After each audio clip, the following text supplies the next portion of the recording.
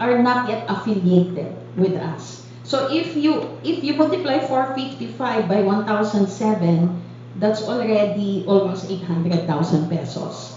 And according to a lot of people, this is not inclusive of the new senators, because when we met with Cavite, Senator Eds Ginto was saying that there are lots of new senators that are not listed there, that are for affiliation.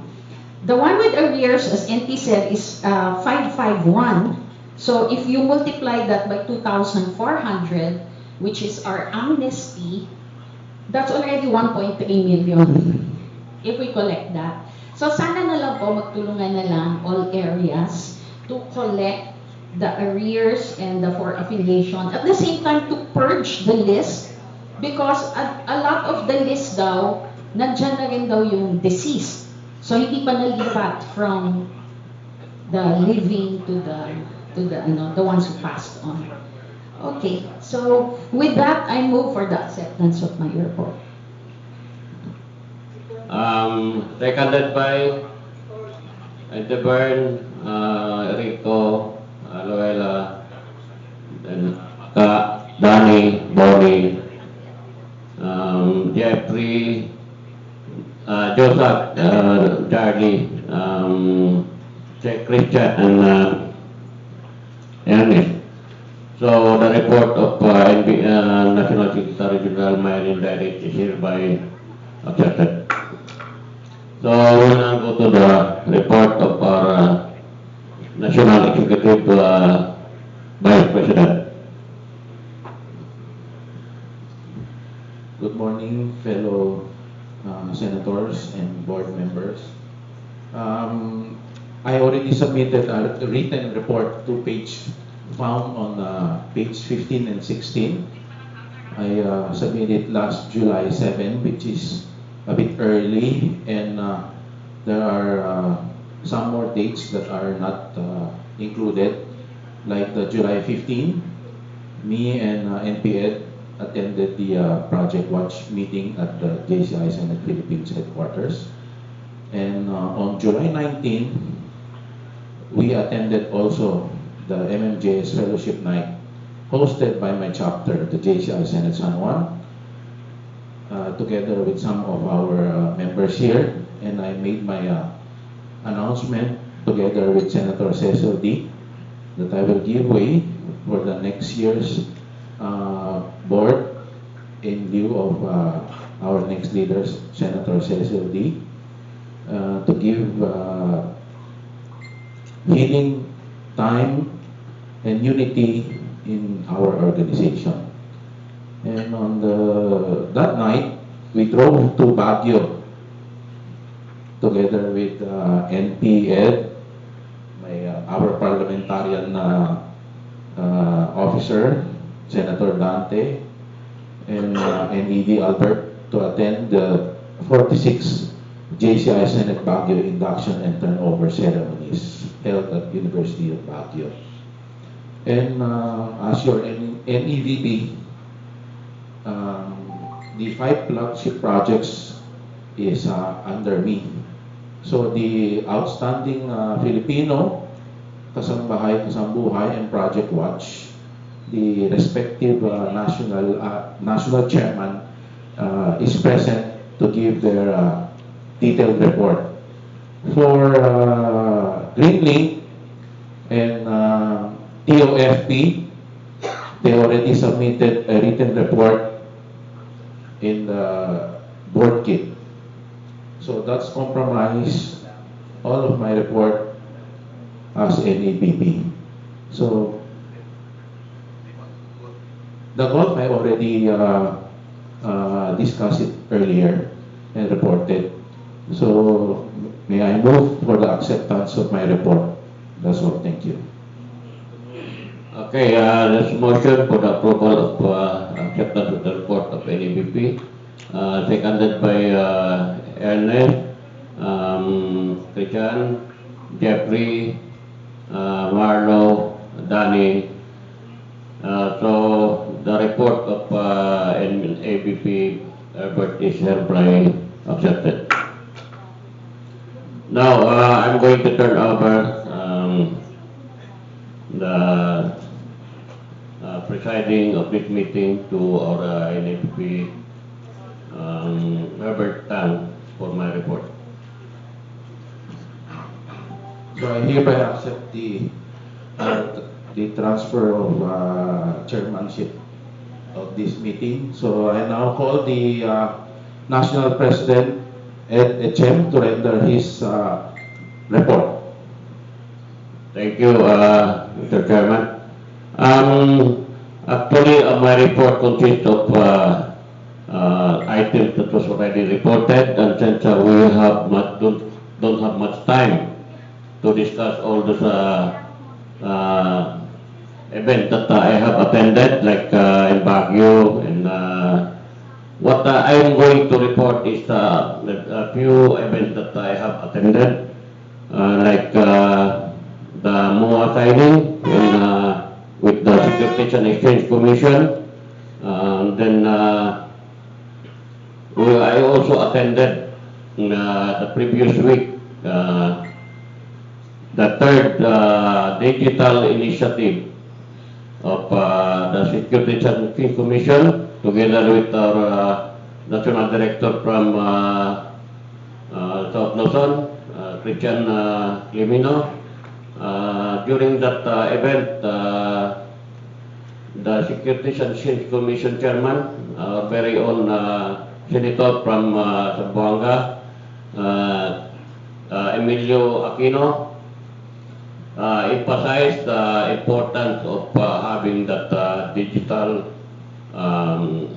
way of transacting business and doing away with the paperless transaction. So with that, in that event, I got that idea that we should also follow that kind of initiative that we to help our environment come up with some ways to minimize the global warming. Because by using paper, we're using materials from that came from the tree. So that's why for the first time in our board meetings, we came up with this idea of having a paperless board meeting. So for now, since we are already in the third quarter of our, almost third quarter of our term, so my plan is to continue with this kind of board meeting, hopefully to be continued by the next administration, para we could help our planet prevent global warming. So that's all for my report. I would like to solicit a motion for the approval, accept of my report. Thank you. So there is a motion for the acceptance of the report of our National President, JCI Ernest Evangelista, ND Christian Paroan, ND Jeffrey, ND Marlo, ND Annie, ND Darwin, ND Bonnie, ND Danny, ND Maka, ND Attorney Luella, and NDP Enrico. So the motion is hereby approved. So now I relinquish back my chairmanship back to our National President. Thank you, NDP. Now, we're going to take up the report different committees. And the first to report is the National Chairman for Outstanding Filipino, TOPIL, headed by Senator Dolph Saavedra. Thank you, Mr. Chairman, and the honorable members of the JCI Senate Philippines National Board. Um, at the onset, I'd like to apologize because I was not around during the second national board meeting in Palawan. We had some very tight schedules in Zamboanga, but I made sure that I would be in Cebu because kung hindi, kakatayin na ako ni NPN. It's already July and I really was pressured to already work with a lot of past TOEFL chairman and those who have worked tirelessly over the years with the Outstanding Filipino Award so that we'll be able to come up with a very transparent search for this year's the Outstanding Filipino Award. So allow me, ladies and gentlemen, fellow senators, to report on, please direct your attention to the screen. For this year's search, of course, as you all know, later this afternoon, we will have our launch here at the same venue. Actually, nagsiset up na kami sa DOS, no? For, dito ba or doon? Dito ata eh. Dito. Alright.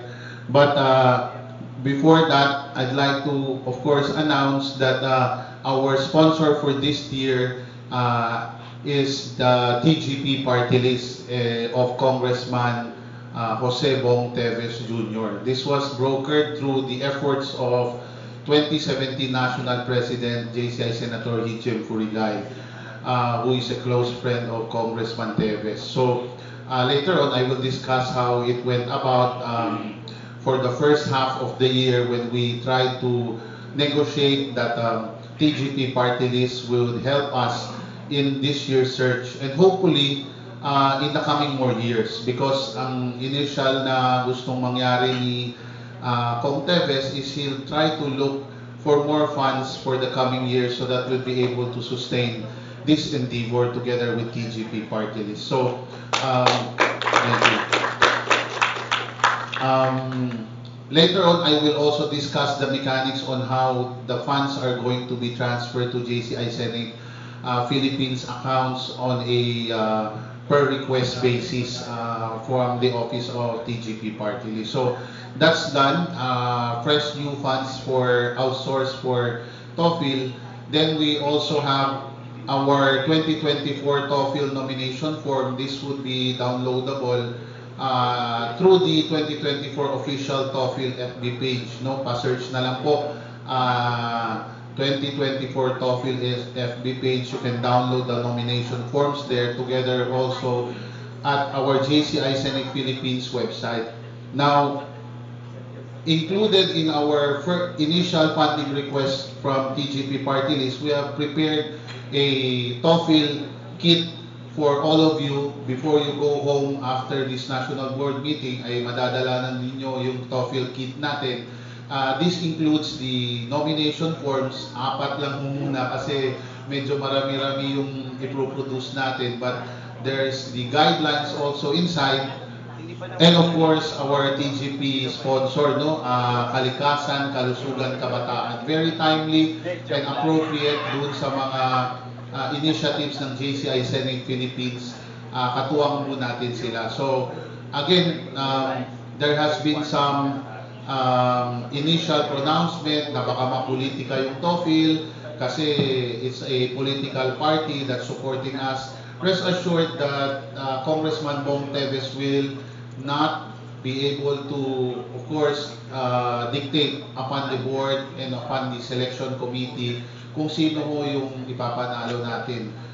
NPN will be there and I'm hoping that yung mga initially na nakausap natin, nandito sa tabi ko si Senator Al and Senator Angie, si NED Alday has pledged their support to help in the search and we're welcoming the others who would want to be part of the remaining committees that I will be reporting later on. So please don't forget, no, bago kayo umalis, you pass through our line, meron po tayong kit for everyone so that you'll be able to start finding our nominees.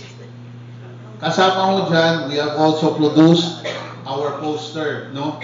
TOEFL poster. So lahat po kayo magkakaroon din nito. You can post this conspicuously sa mga business establishments ninyo or in our Senate Clubhouse kung meron tayo sa ating mga respective chapters. So please get the copy from Madam Arline, no? Moving forward, so this is the proposed timeline that I have drafted for the remainder of the year. The nomination period, of course, after our launch tonight would be from August 1 to September 30. Then that's 2 months for nomination. Then, of course, we'll have the screening and selection for the entire month of October. We'll have judging 4 sessions in November, and we'll have the announcement of honorees on December, and of course, the awarding also in December. It is the earnest request of our national president na mag-award ho tayo by December para ho it will still fall under our term. So I will work tirelessly so that that would happen. We're hoping that we can go back to Malacanang. Tatrabahuin natin yan. Pero kung hindi, the doors of the Batasan is always open to us kasi Deputy Majority Leader po si Congbong Teves sa 19th Congress. And it will also be very historic kasi, di ba, kahit yung SONA sa Batasan ginagawa. So, probably we could also be at the Congress for the awarding. Depende pa po. Yeah. Thank you, NSD. Moving on, ito ho yung initial meeting. We went to Manila. Yung unang punta namin to meet Congressman Teves. He's a very busy guy. Gaya ng sabi ko, he's Deputy Majority Leader of the 19th Congress. But through the help of NP Hedgem and JCI Senator Brian Castillo, who is our Search Committee Deputy Chairman, they were able to secure yung funding support ng TGP party list for this year's TOEFL. So this is the deposit slip dated July 9, deposited to JCI Senate Philippines bank account in the amount of 300,000 pesos. Yun yung gagamitin natin for the launch. And of course, all the materials that we have, the posters, the kit, and all that. Then,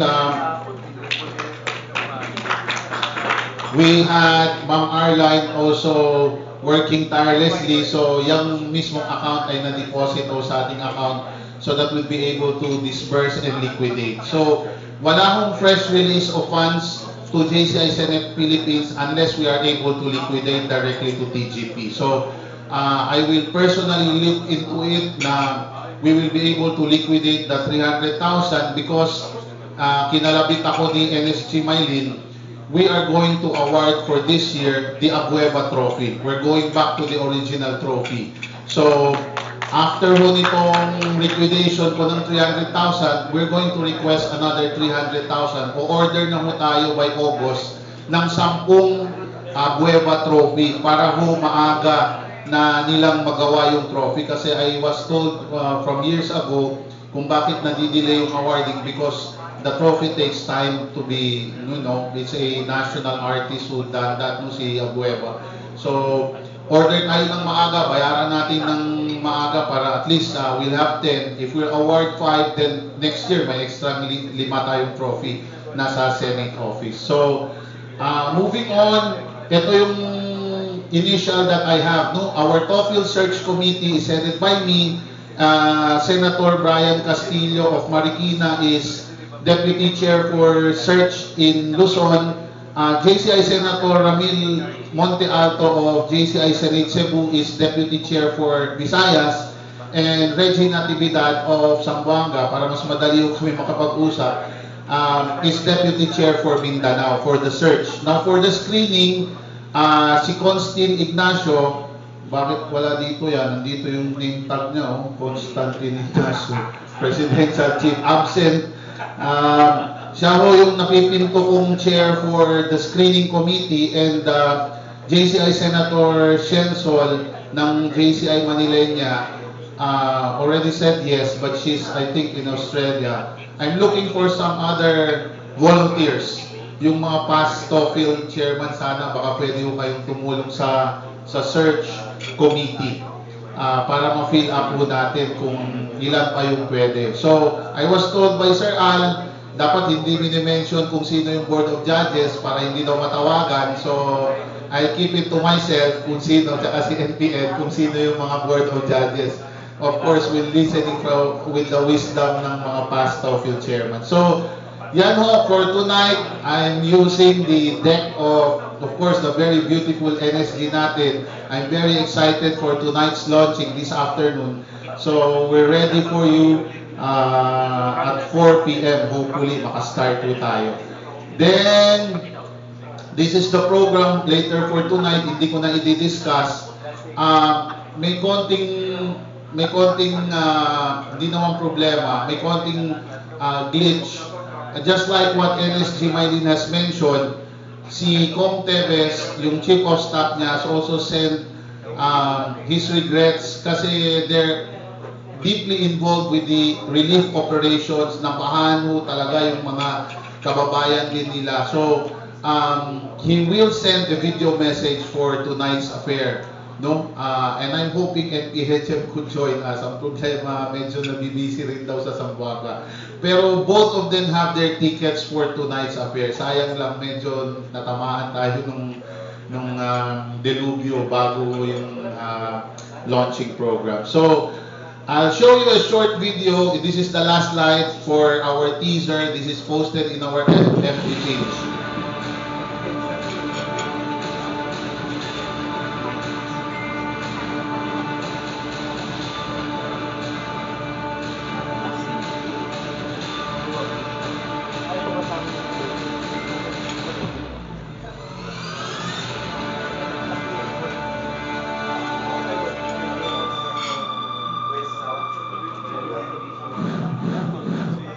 So with that, ladies and gentlemen, thank you very much for your time.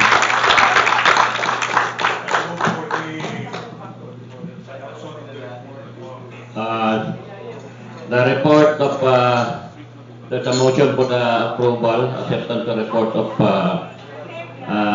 NG Dr. Saavedra, and seconded by NEVP Herbert, Christian Paruan, and then Charlie, Jeffrey, Marlo, Annie, Bonnie, Danny, and Loela.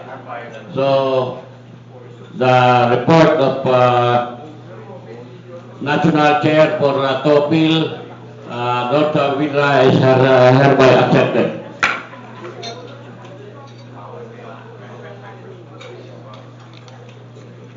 Okay.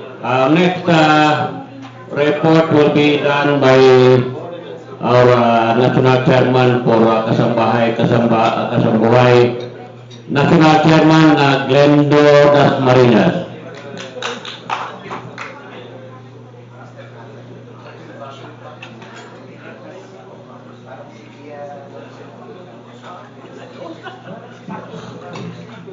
Good morning, everyone.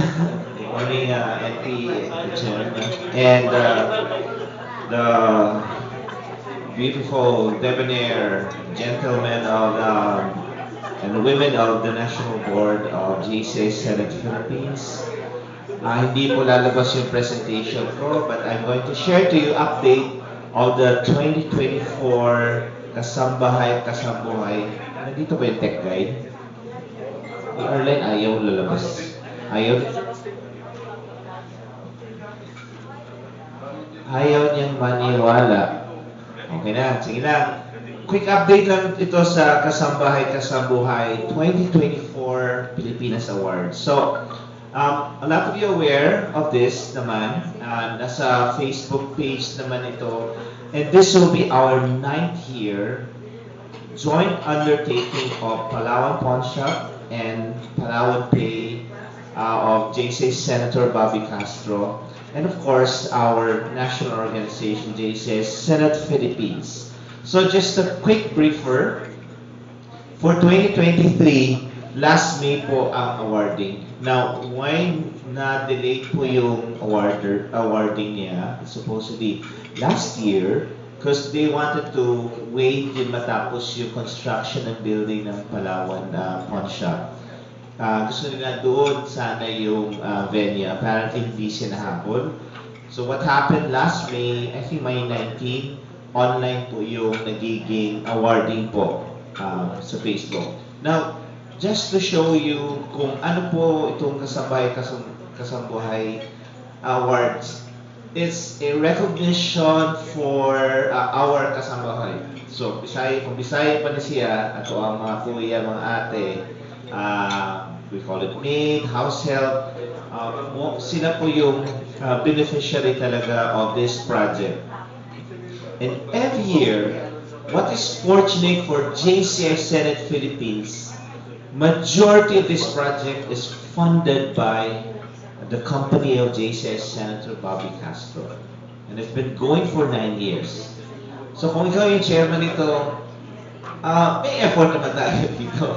Kasi ang effort dito is the selection and the judging of the final winners. Now, just to give you a briefer, kung last year, ilan pong entry? 1,200 plus entries. Now, paano sila tayo kukuha ng entries? This is through social media. So, Palawan Express, Palawan siya engage with a marketing company and helping gather all the entries sa promotion. That means we don't have to spend for marketing. Sila na po. We got the marketing company who does all the entries, all the promotion. Now, second, with 1,200 entries, ilan po yung finalists? Ang finalists po, 30 finalists. So, yung 30 finalists, may selection hanggang makaselect ng 10 grand winner and 20 consolation winners. Now, ang question, magkano po yung prize sa 10 grand winners? Each of the 10 will receive 100,000 pesos, courtesy of Palawan Pawnshop. Okay? And yung 20 consolation winners, meron siyang 10,000 pesos each. Tsaka meron pa siyang another one for lives, etc., etc. And meron siyang individual video interview sa 10 winners. Now again, all of this is being facilitated, being funded, marketing, all the production by Palawan Express. Okay, now for this year, 2024, again, this is our 9th year engagement with Palawan Express. We will be working closely. Apparently, I was asking them for time. They're really, really busy. The last time I was assisting yung National Chairman si Joyce Galanto together with Senator Rico Evangelista. Pumunta kami sa office with a meeting with Senator Bobby and their team. Apparently, this time, hindi pa sila ready because they just had awarding last May. But this year, hopefully we'll try our best, work with them na ang awarding will be in their new office, corporate headquarters here in Manila. So, yun po yung intention niya. They wanted this talaga funding, majority funded. And then question, ano po contribution natin? Of course, we need everyone's help in promoting this program and awards. And at the same time, yung contribution po natin is yung 10 trophy na may special design for the Kasambahay. Was it 7,000? 10,000 yung airline, no? 10K per piece. So, yun po yung fund kailangan talaga natin, MP, HM, National Board. We need help for the funding.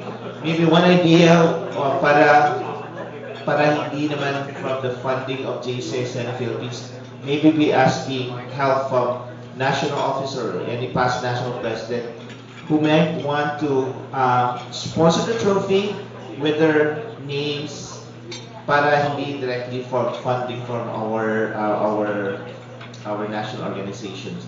So with that, that's I'd like to share seeking for your approval and thank you very much, MP Action. Thank you, NG, for that report. So, there's a motion for the approval of the report. LP, Christian, Charlie, Annie, Darwin, and Danny Hernandez. So the report of the Kasambuhay chairman is hereby accepted.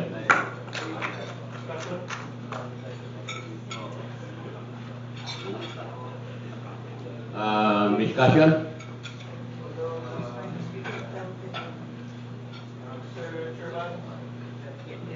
Yes, sir.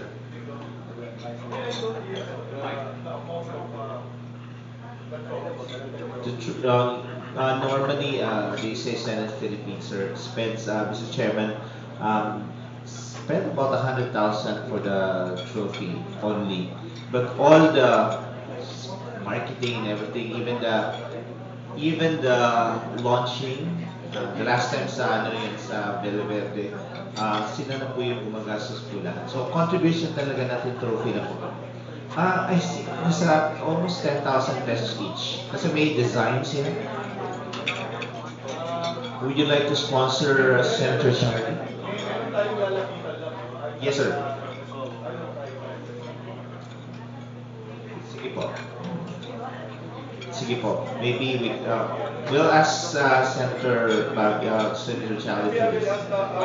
Can you please use the mic? I will ask our Senate Legaspi President, former Congressman Lo Erpin, of Ako Bicol Party to sponsor that Senate. Thank you very much. Palakpakan naman rin si Senator Charlie. Baka meron pa dyan. Okay, thank you for that suggestion, Eddie Charlie. So, sana matupad yung ano nyo, request ninyo, mapabigyan. Thank you for that. And then, ito lang yung request ko sa yung chairman natin, project chairman, na kung pwede natin magawang sa December yung awarding. Yun ang request ko talaga. Kasi ayaw kong lumampas tayo sa term natin. Wala na tayo sa officially wala na tayo sa posisyon eh. So, yun ang gusto kong mangyari. Thank you. Thank you. Well noted in PHM. Okay, thank you, MC Glendo. Actually, medyo worried ako dito sa kasambayan. Parang wala pang wala pang activity so far. Pero with your report, I feel enlightened na at least gumagalaw yung project nyo. Okay. Now we're going to have the 2OFP.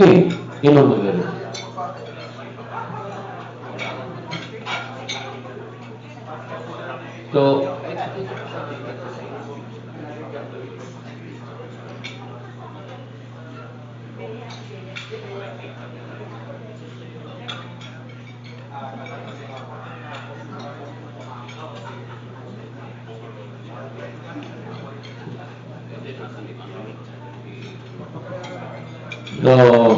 since the national chairman for TOAP is not around, actually may ginawa siyang report dito, pinadala na niya. Now, report, Project What, Chairman Angelica Alarba.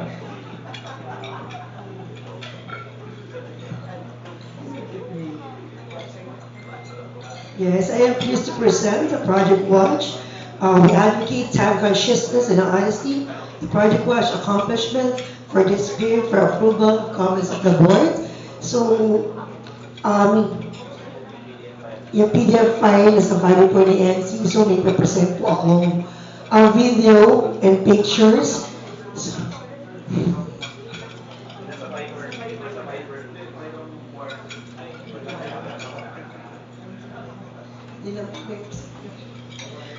okay, 2024 regional launching with DepEd schools and jci3 chapters. At Sorsogon, the area of Weed, the area of Vice Chairperson Attorney Janet Weed, and of course the National Director Charlie Chua, and President Pino, Garbin, JC Senate Legazpi, and the past National President Greg Lipa. The last, we went to Baguio, the National Convention of PTA, the Parent Teachers Association, teachers at Camp Baguio with the GCI Senate Baguio. And I also went to Isabela Senate led by President and the Area 1 Vice President Gary Gutera, Senator Cecil D, and the National Director Luwala Kuwali, of course with the National President Eduardo Etcher, and the National, of course, the flagship chairman, the National Executive Vice President Senator Herbert Tang. We went to Batanes with Area Vice Chairperson Senator Gary Galutera, with flagship chairman NVP, the National Executive Vice President Senator Herbert Tang. And the project watched the last month of the month of June, Watch Month award of Certificate of Appreciation to Gogon High School to Principal Emmanuel Salsada, headed by the Area 3 Area Vice Chairperson Janet Uy, National Director Charlie Chua, GCI Legazpi past President Cesar Bordeos, and the past National President Greg Ipa. Except for Isabela, all lunch expenses for above events were supported by the DepEd schools for venue and food. Last June 8, the partnership established is pledge of commitment of DILG and DepEd that last June 8, 2024 at the Quezon City Memorial. No expenses came from the JCI Senate and Project Watch. These are all expenses by the sponsors by me as the national chairman, as cash sponsors through my connection and my political friends, 99,000, and my personal bonus 30,000, and I give the giveaway to Miss Flores Fresh Fragrances, the worth 30,000, na pinamigay po natin to sa mga media, the old senators na bumisita. Binigyan natin ng Flores Fresh Fragrances by Miss Angelica Jones. And also the memorandum of agreement pending with the DepEd Legal Counsel. DILG Secretary Avalos has already issued the DILG memo for all the regional directors and DILG offices to implement watch activities as proposed or coordinated with our JCI Senate chapters in the cities, province, and regions.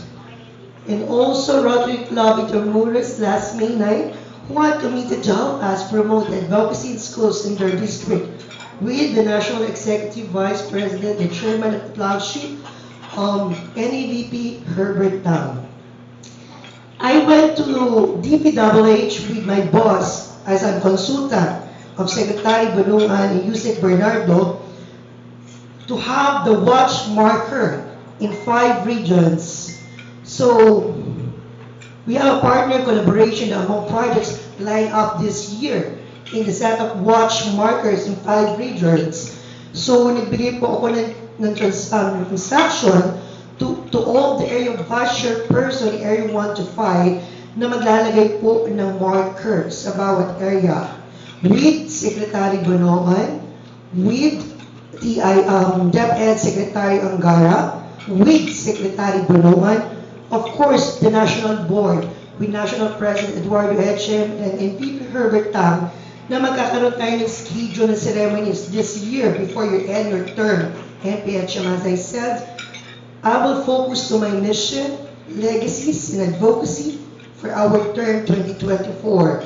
So, kailangan po natin humingi ng tulong sa per Senate chapter na magkaroon po tayo ng estimate to spend 30 to 50,000 for food and program logistic based on location na ilo-launch ng ating JCI Senate Project Watch marker.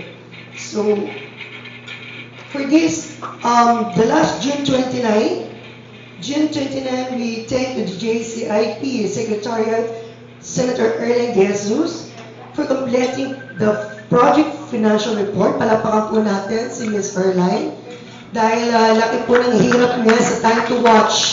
I thank her dahil sa siya po tumulong para, of course, para sa ating ticket and financial report.